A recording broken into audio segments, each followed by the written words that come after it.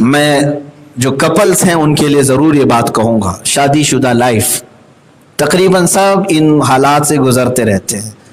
مرد حضرات اپنی عورتوں کی شکایت لے کر آتے ہیں, عورتیں اپنے مردوں کی شکایت کرتی رہتی ہیں. سب کی لائف میں ہے. ہوتا کیا ہے, جب جھگڑے ہوتے ہیں تو لوگ یہ سمجھ لیتے ہیں یہ میری ہی زندگی میں ایسا کیوں ہو رہا ہے. تمہیں معلوم کہاں ہے کتنی زندگیوں میں کیا کیا ہو رہا ہے. ہاں, تقریباً سب کی زندگیوں میں یہ نشیب و فراز آتی ہیں. عورت کی فطرت ایسی ہے. میرے آقا صلی اللہ تعالی علیہ وسلم نے کیا فرمایا جانتے ہیں؟ عورت ٹیڑھی پسلی سے بنی ہے, اس کو پورا سیدھا کرنے کی کوشش مت کرنا, ٹوٹ جائے گی. پورا سیدھا کرنے. بہت سارے مرد یہ سوچتے ہیں کہ میری عورت فرشتے کی طرح ہونی چاہیے, فرشتے کی طرح ہونی چاہیے. ایسا بھی تو نہیں ہوگا.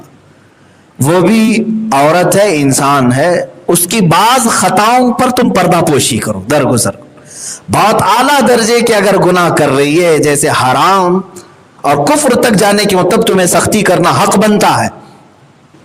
لیکن صرف دال میں نمک کم تھا, چٹنی زیادہ ہو گئی, فلاں معاملات, روٹی آج نہیں بنی, ان معاملات میں گھر گرہستی کو ختم نہیں کیا جاتا. اب تو حالات ایسے ہوئے کہ اخبار میں ہم نے یہ بھی تک پڑھا.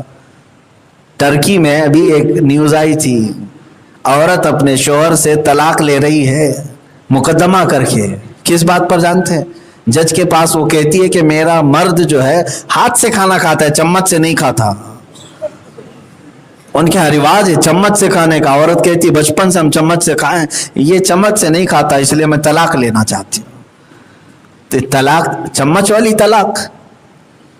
یہ اس طرح کی بھی معاملات بہت سارے گھروں میں ہیں. بات شروع ہوتی ہے بہت چھوٹے بات سے اور اس کو لمبی دور تک لے جاتے ہیں. شیطان یہ ہر ایک شادی شدہ زندگی کے ساتھ کرتا ہے. تمہیں کیا کرنا چاہیے, کیا کرنا چاہیے؟ جب کسی کی عورت زیادہ بولنے والی ہو تو تم یہ سوچتے ہو کہ میں خاموش بیٹھ کر کے ہار کیوں جاؤں, جواب پہ جواب دوں, اس کو شکست دے کر کے رہوں گا. اور جب زیادہ نہیں بن پاتی ہے تو گردن پکڑو, ایک دو تماچے لگاؤ اور اس کو ادھر ادھر مارو. یہی تو ہوتا ہے.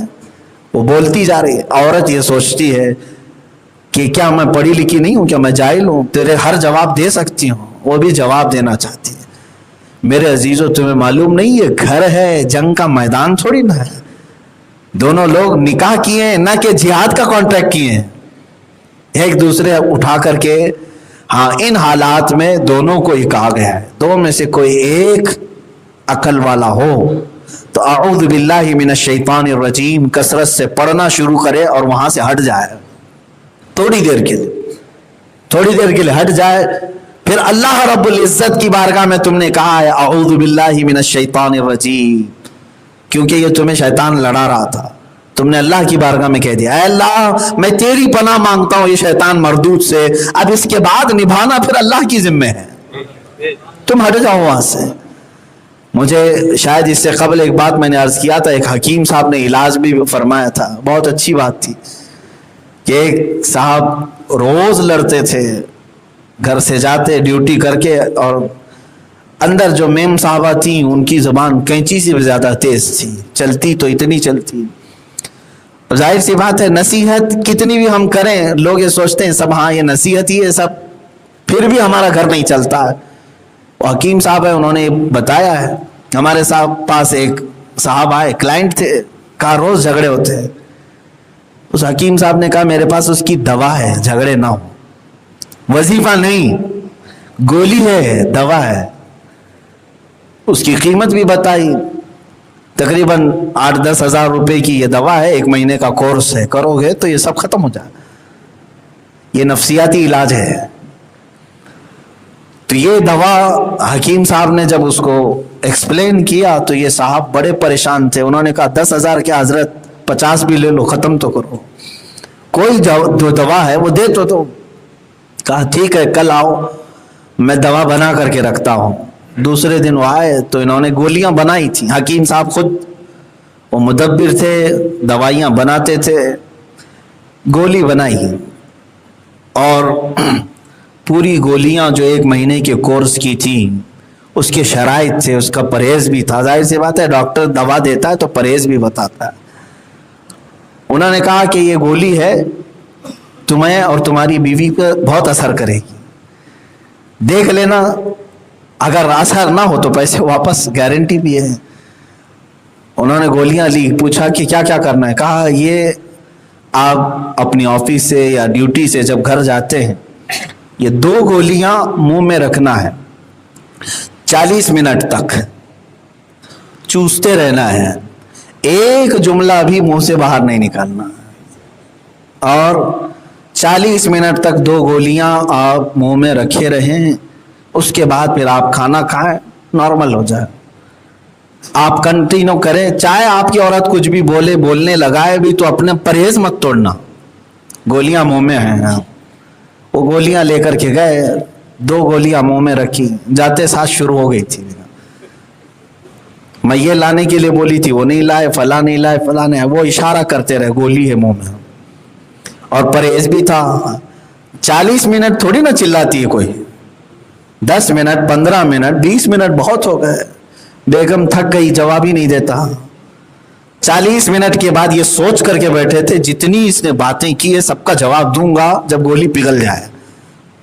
لیکن 40 منٹ کے بعد جب گولی پگھل گئی تو اب سوچا کہ اب کیا جواب دوں, ہو گیا سو ہو گیا, ختم ہو گیا, ٹھنڈا ہو گیا. گرم گرم میں جواب دو تو مزہ آتا ہے. چھوڑ دیا. دوسرے دن پھر گولی رکھی, پھر وہ جھگڑا کر رہی تھی, پھر وہ بول رہی تھی کہ کیا یہ نیا ناٹک کر رہے ہو, آنے کے بعد منہ میں کچھ دبا کر کے لائے ہو, فلاں فلاں. عورت چھوڑتی نہیں تھی. پھر بھی 40 منٹ کا پرہیز رہا. تیسرے دن پھر گولی دبا کر کے آئے تو عورت کو شک ہونے لگا کہ میرا شوہر کہیں بیمار تو نہیں ہو گیا, کیا بات ہے جواب ہی نہیں دے رہا ہے. میں جھگڑا کیے جا رہی ہوں, اس کو بولے جا رہی ہوں, پہلے تو لڑائی ہو جاتی تھی, ابھی کچھ بول ہی نہیں رہا ہے. تیسرے دن اس نے کم کر دیا بولنا, کچھ تو ہے پرابلم. لیکن تیسرے دن وہ کیا کرتی ہے, محبت سے قریب میں آ کر بیٹھ کر پوچھتی ہے ہوا کیا ہے, بتاؤ تو صحیح, 2 دن سے کچھ ہوا ہے تمہارے ساتھ, باہر کچھ حادثہ تو نہیں ہوا, کچھ بہت زیادہ ٹینشن لے کر کے آ رہے ہو.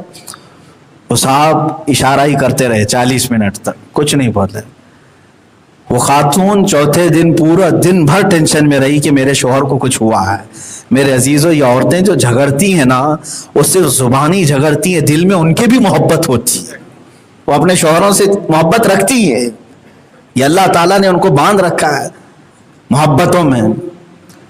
4 دن ہوئے, وہ پریشان ہو گئی. 5ویں دن جو ہے اب وہ جھنجھوڑ کر کے کہنے لگی, رونے لگی آ کر کے قدموں میں بیٹھ کر کے, بتا تو صحیح, تیرا اس طرح خاموش رہنا گھر کو سنا سنا کر دیا ہے, کچھ اچھا نہیں لگ رہا ہے, چلو چلتے ہیں کسی کے پاس, دکھا لاتے ہیں.